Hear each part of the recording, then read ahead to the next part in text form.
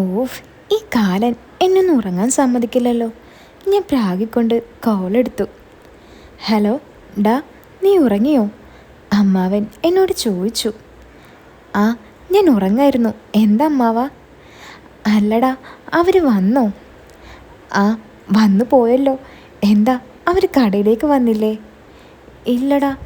അല്ല, ആരൊക്കെ ഉണ്ടായിരുന്നു അയാളുടെ കൂടെ? അമ്മാവൻ ചോദിച്ചു. അയാളും അയാളുടെ ഭാര്യയും മാത്രം. റൂമൊക്കെ കയറി നോക്കിയായിരുന്നു. എന്നിട്ട് എന്ത് പറഞ്ഞു? അവർക്ക് ഇഷ്ടപ്പെട്ടോടാ? ആ, ഇഷ്ടപ്പെട്ടു. നാളെ സാധനങ്ങളുമായി വരാമെന്ന് പറഞ്ഞിട്ടുണ്ട്. അല്ല, നിങ്ങളുടെ പൈസ കിട്ടിയില്ലേ? അത് കുഴപ്പമില്ലടാ, അയാൾ തന്നോളും. നാളെ ഇങ്ങോട്ട് തന്നെയല്ലേ വരുന്നത്. ഞാൻ കരുതി കടയിൽ വന്ന് കാണുമെന്ന്. അത് കുഴപ്പമില്ലടാ, ചിലപ്പോൾ സമയം കിട്ടിക്കാണില്ല.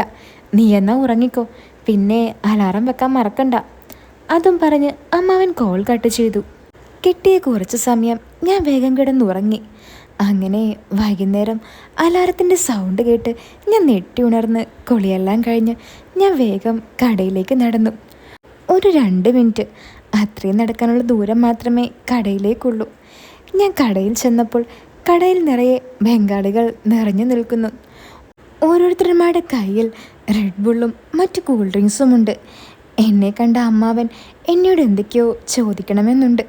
പക്ഷെ അമ്മാവൻ ഒന്നും ചോദിക്കാതെ എന്നോട് യാത്ര പറഞ്ഞ് റൂമിലേക്ക് പോയി. അങ്ങനെ ഞാനും അമ്മാവനും നാളെ അവർ വരുന്നതും കാത്തിരുന്നു. അന്ന് രാത്രിയിലും ഞാൻ ഫോണിൽ നോക്കി ഒന്ന് ആഞ്ഞു വിട്ടു. അങ്ങനെ പ്രത്യേകിച്ചൊരു വിശേഷമില്ലാതെ ആ രാത്രിയും കടന്നുപോയി. അടുത്ത ദിവസം ഞാൻ എന്നത്തെയും പോലെ രാവിലെ തന്നെ കടയിലേക്ക് പോയി എൻ്റെ ജോലി തുടർന്നു. ഒരു 9 മണിയായപ്പോൾ ദാ വരുന്നു ആ പാകിസ്ഥാനി എൻ്റെ കടയിലേക്ക്. 1-2 ചാക്ക് കിട്ടുമോ? അയാൾ എന്നോട് ചോദിച്ചു. നോക്കട്ടെ എന്നും പറഞ്ഞ് ഞാൻ കടയിലുള്ള 2-3 ചാക്ക് എടുത്തു കൊടുത്തു. അല്ല, എപ്പോഴാണ് വരുന്നത്? ഞാൻ ചോദിച്ചു. ഉച്ചയാകും, കുറച്ച് പണിയും കുറച്ച് സാധനങ്ങളും കൂടി പാക്ക് ചെയ്യാനുണ്ട്, അയാൾ പറഞ്ഞു. ഉച്ചയെന്ന് പറയുമ്പോൾ ഇന്നലെ വന്ന ടൈം ആകുമോ? അതെന്താ അങ്ങനെ ചോദിച്ചേ? അല്ല, ആ സമയത്താണെങ്കിൽ എനിക്കും കൂടാം നിങ്ങളെ സഹായിക്കാൻ, അതാ ഞാൻ ചോദിച്ചത്. ഓ അങ്ങനെ. ആ, പക്ഷേ ആ വണ്ടിക്കാരൻ എപ്പോൾ വരുമെന്നറിയില്ല. 12 മണിക്ക് വരാനാണ് പറഞ്ഞിട്ടുള്ളത്, അയാൾ പറഞ്ഞു. ഓ, 12 മണിക്കാണോ? അപ്പോൾ ഞാൻ ഉണ്ടാകില്ല, ഞാൻ ഇവിടെ ആയിരിക്കും. നിങ്ങളൊരു കാര്യം ചെയ്, സാധനങ്ങളെല്ലാം പുറത്താക്കി വെക്ക്, ഞാൻ വന്നിട്ട് അകത്തേക്ക് വെക്കാം. അതിന് മാത്രമുള്ള സാധനങ്ങളൊന്നും ഞങ്ങളുടെ കയ്യിലില്ല. ആകെ കുറച്ച് സാധനങ്ങൾ മാത്രം, അതൊക്കെ ഞാനെടുത്ത് വെച്ചോളാം. അയാളത് പറഞ്ഞതും ഞാൻ ആകെ സങ്കടത്തിലായി. ഇനി എങ്ങനെയാ അവളുമായി ഒന്ന് അടുക്കാൻ പറ്റുക? ഇന്നലത്തെ പോലെ ഇന്നും ഒരു അവസരം കിട്ടിയിരുന്നെങ്കിൽ പൊളിച്ചാനെ, ഞാൻ മനസ്സിൽ വിചാരിച്ചു. ഡാ, ഞാൻ പോട്ടെ, കുറച്ച് പണികൾ ബാക്കിയുണ്ട്. അങ്ങനെ അതും പറഞ്ഞ് ചാക്കുമായി അയാൾ പോയി. അമ്മാവനുള്ള സമയത്ത് അവർ വന്നാൽ അമ്മാവൻ ചിലപ്പോൾ അവളെ വീഴ്ത്തും. അമ്മാവൻ കയറി മെഴുകുന്നതിന് മുമ്പ് എനിക്ക് കയറി മുട്ടണം. പക്ഷേ 12 മണിക്ക് അവർ വന്നാൽ എല്ലാം കുളമാകും. ഞാൻ മണ്ടയും ചൊറിഞ്ഞ് ഓരോന്നാലോചിച്ചിരുന്നു. ഒരൈഡിയയും നടക്കില്ലെന്ന് മനസ്സിലാക്കി ഞാൻ പിന്നീട് കടയിലെ കച്ചവടത്തിൽ ശ്രദ്ധിച്ചു. അങ്ങനെ കുറച്ച് സമയം കടന്നുപോയി. സമയം 1 മണിയായി. പെട്ടെന്ന് എൻ്റെ ഫോൺ ബെല്ലടിക്കാൻ തുടങ്ങി. ഞാൻ കോളെടുത്ത് നോക്കുമ്പോൾ അമ്മായിയായിരുന്നു അത്. ഹലോ ഡാ, അഷ്റഫിക്ക് എവിടെ? അമ്മായി ചോദിച്ചു. റൂമിലെ അമ്മായി. എന്താ? അല്ലടാ, കുറേ നേരമായി ഞാൻ വിളിക്കുന്നു. സാധാരണ എന്നും ഈ സമയത്ത് തന്നെ വിളിക്കുന്നതാ. ഇന്നിത് എന്തു പറ്റിയാവോ? ഇനി അങ്ങോട്ട് ഇങ്ങനെ തന്നെ ആയിരിക്കും, ഞാൻ പറഞ്ഞു. എന്താടാ, എന്താ നീ പറഞ്ഞത്? അതമ്മായി ചിലപ്പോൾ ഉറങ്ങിക്കാണും എന്നാ പറഞ്ഞത്. അമ്മായി കുറച്ചുകൂടി കഴിഞ്ഞ് ഒന്നുകൂടി വിളിച്ചു നോക്ക്. അല്ലടാ, ഇക്ക കടയിലേക്ക് വരാറില്ലേ? നീ എപ്പോഴാ റൂമിൽ പോകുന്നത്? ഞാനൊരു 2 മണിയാകും അമ്മായി. എന്താ? എടാ അഷ്റഫേ, ഞാൻ എപ്പോഴും നിങ്ങളൊരു കാര്യം ചോദിക്കണമെന്ന് വിചാരിക്കും. എന്താ അമ്മായി? എടാ, അത് ഇക്കാക്ക് അവിടെ വല്ല ഉടായ്പുണ്ടോ? ഉടായ്പോ എന്ന് വെച്ചാൽ എന്താ അമ്മായി? ഓ ഒലക്ക, നീ അധികം കളിക്കല്ലേ, മര്യാദക്ക് പറഞ്ഞോ. 2 ദിവസമായി അങ്ങേർക്ക് ചില ചുറ്റിക്കളി. ഏയ്, ഇക്ക വെറും പാവ അമ്മായി, ചുമ്മാ ഇക്കയെ സംശയിക്കണ്ട. അല്ല, അമ്മയോട് ഇതൊക്കെ ആര് പറഞ്ഞു? ആരും പറഞ്ഞതല്ലടാ, ഓരോരുത്തർ പറയുന്നത് ഞാൻ കേട്ടതാ. ചില ആണുങ്ങൾക്കെല്ലാം അവിടെ വേറെ സെറ്റപ്പ് ഉണ്ടാവുമെന്ന്. ആ, അതമ്മായി പറഞ്ഞത് ശരിയാ, ഇവിടെ കുറേ പേർക്കുണ്ട്. ആണല്ലേ? വെറുതെ അല്ല ഈ കിഴങ്ങന്മാരൊന്നും നാട്ടിലേക്ക് വരാത്തത്. അല്ല അഷ്റഫേ, നിനക്കവിടെ വല്ല ചുറ്റിക്കളിയും ഉണ്ടോ? ഒന്ന് പോവമ്മായി, എനിക്ക് അങ്ങനെയൊന്നുമില്ല, ഞാൻ കുട്ടിയല്ലേ. ഏ, കുട്ടിയോ? നീയോ? പണ്ട് നിന്നെ എടുത്ത് നടക്കുമ്പോഴേ നിന്റെ കുഞ്ഞിലൊക്കെ കുത്തിക്കൊള്ളുന്നതൊക്കെ എനിക്കറിയായിരുന്നു. അന്നേ ഞാൻ വിചാരിച്ചതാ വലുതായാൽ നിന്നെ ഒന്ന് പിടിച്ചാൽ കിട്ടില്ലെന്ന്. ഹാ, ഈ അമ്മായി ഓരോന്ന് പറഞ്ഞ നാണം കെടുത്തല്ലേ. അതൊക്കെ പണ്ടല്ലേ. പണ്ടങ്ങനെ. അപ്പോൾ ഇപ്പോൾ എന്തായിരിക്കും? സത്യം പറയാലോ അഷ്റഫേ, എനിക്ക് നിന്നെ തീരെ വിശ്വാസമില്ല. സത്യം അമ്മായി, ഞാൻ ഡീസൻ്റാ. അല്ല അമ്മായി, അമ്മായിക്ക് എന്താ ഇത്രയും കാലം തോന്നാത്ത സംശയം ഇപ്പോൾ തോന്നാൻ? ഇക്ക വല്ലതും പറഞ്ഞോ? എടാ, ഇത്രയും കാലത്തിനിടയ്ക്ക് എപ്പോഴെങ്കിലും ഇക്ക വാട്സപ്പിൽ പ്രൊഫൈൽ പിക്ചറായിട്ട് ഇക്കയുടെ ഫോട്ടോ വെച്ചത് നീ കണ്ടിട്ടുണ്ടോ? ഏയ്, ഇല്ലല്ലോ. ആ, സ്റ്റാറ്റസ് വെച്ച് നീ കണ്ടിട്ടുണ്ടോ? ഇല്ല. എന്നാലേ ഇന്നലെ മുതൽ ഇക്കയുടെ ഡി പിയും സ്റ്റാറ്റസും നീ കണ്ടോ? ആ, അത് ശരിയാണല്ലോ. ഞാനും അപ്പോഴേ വിചാരിച്ചതാ ഇക്കാക്ക് ഇതെന്ത് പറ്റിയെന്ന്. ഇപ്പോൾ മനസ്സിലായില്ലേ ഞാൻ സംശയിക്കാൻ കാരണം എന്താണെന്ന്? അമ്മായി ഒന്ന് ശ്രദ്ധിക്കുന്നത് നല്ലതാ. എപ്പോഴാ ഓരോരുത്തരുടെ മനസ്സ് മാറുന്നതെന്ന് അറിയില്ലല്ലോ. അമ്മായി ഒരു കാര്യം ചെയ്, എപ്പോഴും വിളിച്ചോണ്ടിരുന്നോ. പിന്നെ സാധാ കോൾ ചെയ്യണ്ട, വീഡിയോ കോൾ ചെയ്താൽ മതി.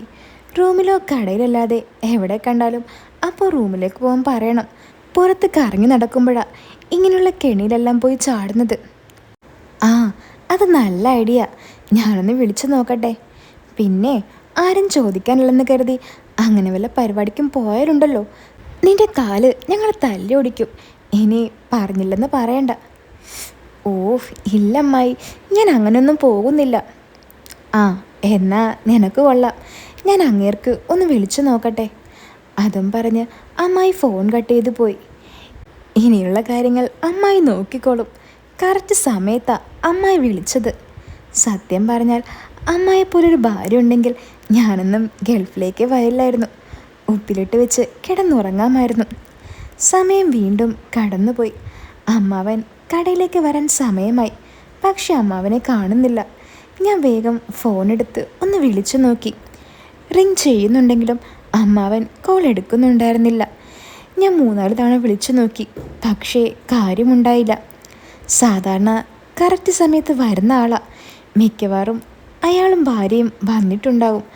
അവളെ വീഴ്ത്താൻ അവളുടെ പിന്നാലെ നടക്കുന്നുണ്ടാവും. ആ തിണ്ടികൾക്ക് ഉച്ചയ്ക്ക് ശേഷം വന്നാൽ പോരായിരുന്നു.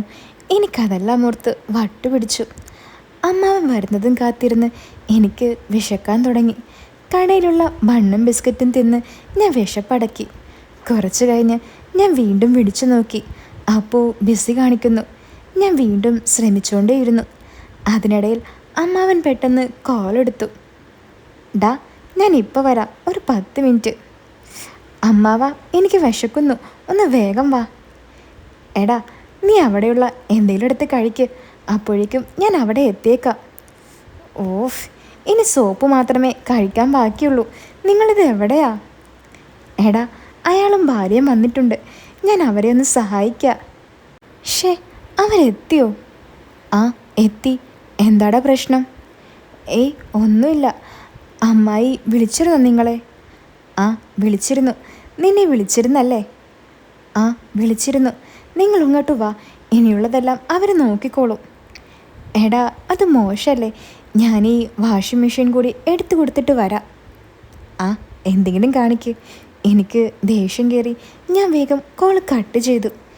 എങ്ങനെയെങ്കിലും ഒരടുപ്പുണ്ടാക്കാമെന്ന് വെച്ചതാ. ഇയാൾ എല്ലാം നശിപ്പിച്ചു. ഈ അമ്മായി ഇതെന്ത് പണിയാ കാണിച്ചേ? വീഡിയോ കോൾ ചെയ്യാൻ പറഞ്ഞിട്ട് ചെയ്തില്ലേ? എന്തായാലും അമ്മാവൻ അങ്ങനെ ഉണ്ടാക്കണ്ട. അമ്മായിയെ വിളിച്ച് വീഡിയോ കോൾ ചെയ്യാൻ പറയാം. ഞാൻ വേഗം ഫോണെടുത്ത് അമ്മായിയെ വിളിച്ചു. എന്താടാ ആഷിറേ, നീ ഉറങ്ങിയില്ലേ? ഉറങ്ങാനോ? ഞാൻ കടയിലെ അമ്മായി. ഇക്കെപ്പോഴും വന്നില്ലേ? ഞാൻ കടയിലേക്ക് പോവാണെന്നാണല്ലോ എന്നോട് പറഞ്ഞത്. അതിന് അമ്മായി വീഡിയോ കോൾ ചെയ്ത് നോക്കിയായിരുന്നോ? ആടാ, ഞാൻ വീഡിയോ കോളാണ് ചെയ്തത്. ഇക്കയുടെ സ്നേഹിതൻ്റെ വീട്ടിലാണെന്ന് പറഞ്ഞു. സ്നേഹിതനോ? അതാര്? ചുമ്മാ പറയാ അമ്മായി, അതിക്കയുടെ സ്നേഹിതനൊന്നും അല്ല. അതൊന്നും എനിക്കറിയില്ല. വീഡിയോ കോളിൽ എനിക്കൊരാളെ കാണിച്ചു തന്നു. അവൻ റൂം മാറി നിങ്ങളുടെ റൂമിനടുത്തേക്ക് വരികയാണെന്നും ഇക്കവനെ സഹായിക്കുകയാണെന്നുമാണ് എന്നോട് പറഞ്ഞത്. ഒരാളെ മാത്രമേ കണ്ടുള്ളൂ, വേറെ ആരെയും കാണിച്ചില്ലേ? ഞാൻ ചോദിച്ചു. ഇല്ലല്ലോ, ഒരാൾ മാത്രം ഉള്ളെന്നാ എന്നോട് പറഞ്ഞത്. കൊള്ളാം. എന്താടാ, എന്താ പ്രശ്നം? വല്ലതുണ്ടെങ്കിൽ എന്നോട് പറ. ഏയ് ഒന്നുമില്ല. ഞാൻ അറിഞ്ഞത് ഒരു ഭാര്യയും ഭർത്താവും ഉണ്ടെന്നാണ്. ഇനി ചിലപ്പോൾ ഭാര്യ വന്നു കാണില്ല. അല്ലമ്മായി, മോനിൻ്റെ റിസൾട്ട് വന്നോ? ഇല്ലടാ, 2 ദിവസം കൂടി കഴിഞ്ഞ് വരും. അല്ല, നീ വരുന്നുണ്ടെന്ന് നിൻ്റെ ഉമ്മ പറഞ്ഞത് ശരിയാണോ? ഉമ്മ പറഞ്ഞോ? ഉമ്മ അത് എങ്ങനെ അറിഞ്ഞു? എനിക്കറിയില്ല. നീ പിന്നെ നമുക്കൊന്നും വിളിക്കില്ലല്ലോ. അല്ല, ആരാ വരുന്നത്? നീയാണോ ഇക്കയാണോ? അതമ്മായി, എനിക്കൊന്ന് വരണമെന്നുണ്ട്. ചിലപ്പോൾ ഞാനായിരിക്കും വരുന്നത്. നീ ഇപ്പോൾ എന്തിനാ വരുന്നത്? നിനക്കിവിടെ പെണ്ണും പിടക്കൊഴിയുന്നില്ലല്ലോ. നീ ഇപ്പോൾ നാട്ടിൽ വന്നിട്ട് എന്ത് ചെയ്യാനാ? ഇക്ക വന്നോട്ടെ, അമ്മായി പറഞ്ഞു. ഓ, ഇക്ക വന്നിട്ട് ഇപ്പോൾ എന്ത് ചെയ്യാനാ? എനിക്ക് ക്രിക്കറ്റ് കളിയൊക്കെ ഉണ്ട്. ഇക്കാക്ക് റൂമിലിരിക്കാനല്ലേ, ഞാനേ വരൂ. ആര് പറഞ്ഞു ഇക്കാക്കൊന്നും ചെയ്യാനില്ലെന്ന്? ഞാനില്ലേ ഇവിടെ, അമ്മായി ചിരിച്ചുകൊണ്ട് പറഞ്ഞു. ഓ, അതിനു വേണ്ടി കാത്തിരിക്കുകയാണല്ലേ? ഞാനും ചിരിച്ചുകൊണ്ട് അമ്മായിയോട് ചോദിച്ചു. പിന്നെ അല്ലാതെ, ഞാനും ഒരു പെണ്ണല്ലേടാ. പോയിട്ടിപ്പോൾ 6-7 മാസമായി. എത്രാന്ന് വെച്ചിട്ടാ ഓരോന്നും വെച്ച് കാര്യം നടത്തുന്നത്? എനിക്ക് മടുത്തു. എന്തമ്മായി, എന്താ പറഞ്ഞത്? ഒന്നുമില്ലടാ. ഞാൻ കേട്ടു. തൽക്കാലം അമ്മായി വിഷമിക്കണ്ട, ഞാൻ വരുന്നില്ല. എന്നെ കാത്തിരിക്കാനും എന്നെ കാണാനും അവിടെ ആരുമില്ല. ഞാൻ ഇക്കയെ തന്നെ വിട്ടോളാം. അത് വേണ്ടടാ. നിനക്ക് വരാൻ ആഗ്രഹമുണ്ടെങ്കിൽ നീ തന്നെ വന്നോ. വേണ്ടമ്മായി, ഇക്ക തിരിച്ചു വന്നിട്ട് ഞാൻ വന്നോളാം. നിങ്ങളുടെ കാര്യം നടക്കട്ടെ, അതല്ലേ വലുത്. എടാ, ഞാൻ അങ്ങനെ പറഞ്ഞുകൊണ്ട് നീ ഒന്നും വിചാരിക്കണ്ട. ഞാൻ എൻ്റെ സങ്കടം കൊണ്ട് പറഞ്ഞു പോയതാ. ഇവിടെ എന്നെ പോലുള്ള ഓരോ പെണ്ണുങ്ങൾ ഭർത്താക്കന്മാർ അറിയാതെ എന്തെല്ലാം ചെയ്തു കൂട്ടുന്നു. നിനക്കത് അറിയോ? അതോർത്തപ്പോൾ ഒന്ന് പറഞ്ഞു പോയതാ. അത് കുഴപ്പമില്ല അമ്മായി, എനിക്ക് മനസ്സിലായി. ഞാനും ചില സിനിമയിലെല്ലാം കണ്ടിട്ടുണ്ട് ഇങ്ങനെയുള്ള അവസ്ഥകളല്ല. എന്തവസ്ഥകൾ? അത് പിന്നെ ഭർത്താക്കന്മാർ നാട്ടിലില്ലാത്ത ടൈമിൽ ചില ഭാര്യമാരുടെ കള്ളക്കളികൾ. ഇപ്പോഴേ അറിഞ്ഞു വെച്ചോ. കല്യാണം കഴിയുമ്പോൾ ഇതെല്ലാം മറക്കാതിരുന്നാൽ മതി. അല്ലടാ, ഏത് സിനിമയിലാ നീ അത് കണ്ടത്? ഏതാ പടം? കൊള്ളാവോ? അത് ഞാൻ മറന്നു അമ്മായി. ഒന്ന് ഓർത്ത് നോക്ക്. ഞാനിന്ന് ഏത് സിനിമ കാണുമെന്ന് വിചാരിച്ചിരിക്കായിരുന്നു. നീ ആ സിനിമയുടെ പേര് പറ, എനിക്കതൊന്ന് ഡൗൺലോഡ് ചെയ്ത് കാണാനാ. അയ്യോ അമ്മായി, ഞാൻ ആ സിനിമയുടെ പേര് മറന്നു. എന്നാ ആരൊക്കെ അഭിനയിച്ചെന്നെങ്കിലും പറയടാ, ഞാൻ കണ്ടുപിടിച്ചോളാം. അയ്യോ, ആകെ കുടുങ്ങിയല്ലോ. ഞാൻ അങ്ങനെയുള്ള ഒരു വീഡിയോ ആണ് കണ്ടത്. അതെങ്ങനെ ഇപ്പോൾ അമ്മായിയോട് പറയും? അമ്മായിയാണെങ്കിൽ അതൊന്നും വിടുന്നുമില്ല. ഹലോ, എന്താടാ നിനക്ക് പറയാനൊരു മടി? വല്ല കളർ വീഡിയോ വല്ലതും ആണോ? അമ്മായി സംശയത്തോടെ എന്നോട് ചോദിച്ചു. അത് പിന്നെ അമ്മായി, ആണെന്ന് തോന്നുന്നു. നിൻ്റെ വെപ്രാളവും കാര്യങ്ങളും കണ്ടപ്പോഴേ എനിക്ക് തോന്നി. അപ്പോൾ അതൊക്കെ തുടങ്ങിയിട്ടുണ്ടല്ലേ? കൊള്ളാം. അമ്മായി പ്ലീസ് ഒന്നും വിചാരിക്കരുത്.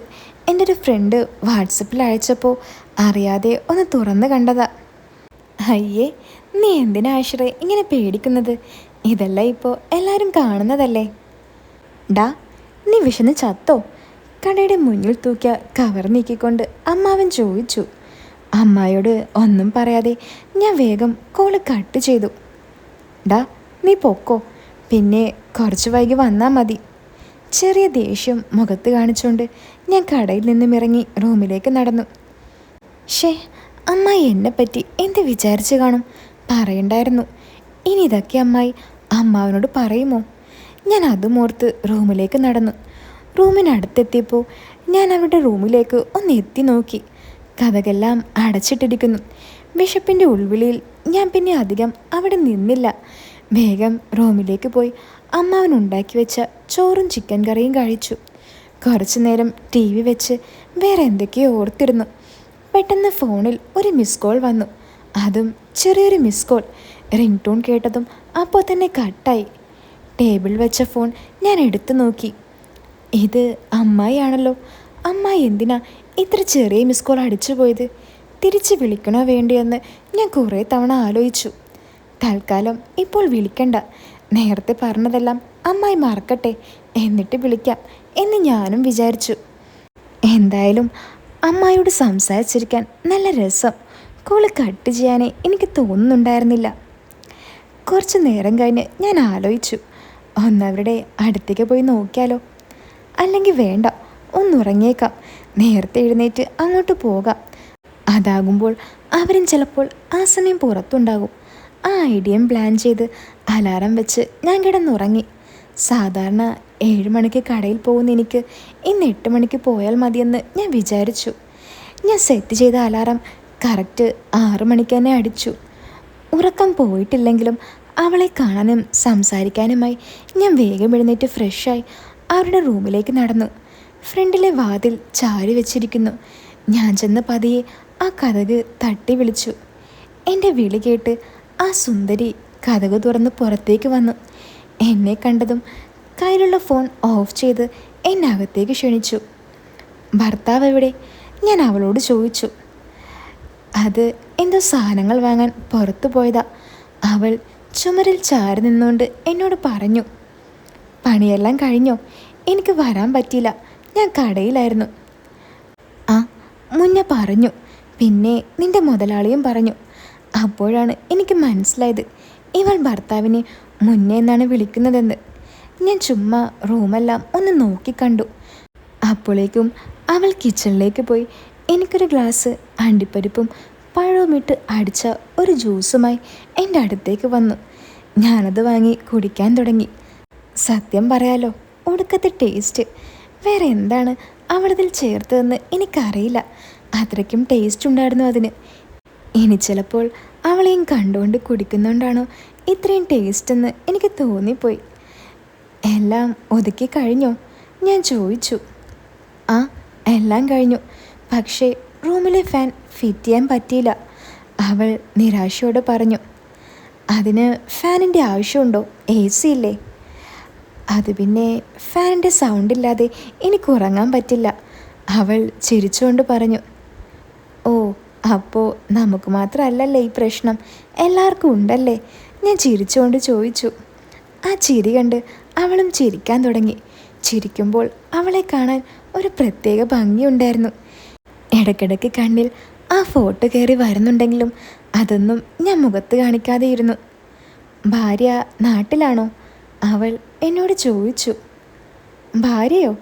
എന്നെ കണ്ട കല്യാണം കഴിഞ്ഞ പോലെ തോന്നുന്നുണ്ടോ? കല്യാണം കഴിഞ്ഞിട്ടില്ലേ? എന്നെ കണ്ട കല്യാണം കഴിഞ്ഞ പോലെ തോന്നുന്നുണ്ടോ? അത് പറ. ആ, തോന്നുന്നുണ്ട്. ആ, അത് നീ പാകിസ്ഥാനി ആയതുകൊണ്ട് തോന്നുന്നതാ. ഞങ്ങൾക്ക് കെട്ടണമെങ്കിൽ 25-30 വയസ്സാകണം. അപ്പോൾ നിനക്കിപ്പോൾ എത്ര വയസ്സായി? എനിക്കിപ്പോൾ 24. നിങ്ങൾക്കോ? എൻ്റെ ചോദ്യം കേട്ടതും അവൾ സങ്കടത്തോടെ തല താഴ്ത്തി. എന്താ, എന്തു പറ്റി? ഞാൻ ചോദിച്ചു. ഏയ്, ഒന്നുമില്ല, അവൾ പറഞ്ഞു. എന്താ, വയസ്സ് പറയാൻ മടിയാണോ? എന്നാ വേണ്ട, ഞാനിനി ചോദിക്കുന്നില്ല.